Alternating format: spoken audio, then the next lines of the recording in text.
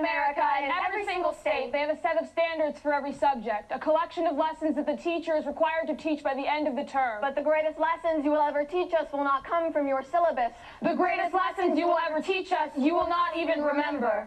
You never told us what we weren't allowed to say. We just learned how to hold our tongues. Now somewhere in America, there's a child holding a copy of Catcher in the Rye, and there's a child holding a gun. But only one of these things have been banned by their state government, and it's not the one that can rip through flesh. It's the one that says F you on more pages than one, because we must control what the people say, how they think. And if they want to become the overseer of their own selves, then we'll show them a real one. And somewhere in America, there's a child sitting at his mother's computer, reading the homepage of the KKK's website. That's open to the public, but that child will have never read To Kill a Mockingbird because the school has banned it for its use of the N-word. Maya Angelou is prohibited because we're not allowed to talk about rape in school. We were taught that just because something happens doesn't mean you are to talk about it. They build us brand new shopping malls so that we'll forget where we're really standing. On the bones of the Hispanics, on the bones of the slaves, on the bones of the Native Americans, on the bones of those who fought just to speak. Transcontinental railroad to Japanese internment camps. There are things missing from our history books.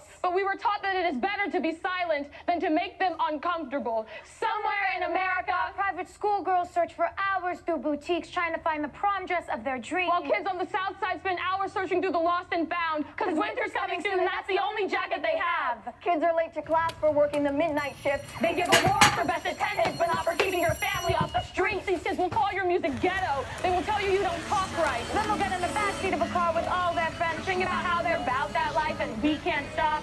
Somewhere in America, schools are promoting self-confidence while they whip out their scales and shout out your body fat percentage in class. Where the heftier girls are hiding away, and the slim-fit beauties can't help but giggle with pride. The preppy kids go thrift shopping because they think it sounds fun. But we go because that's all we've got money for. Because Mama works for the city. Mama only gets paid once a month.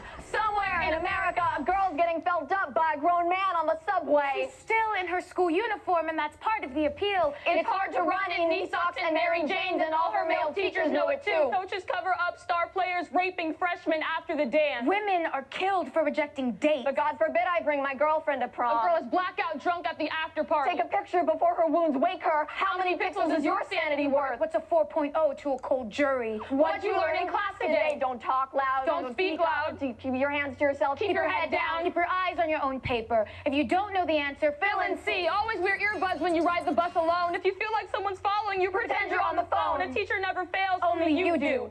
Every state in America, the greatest lessons are the ones you don't remember learning.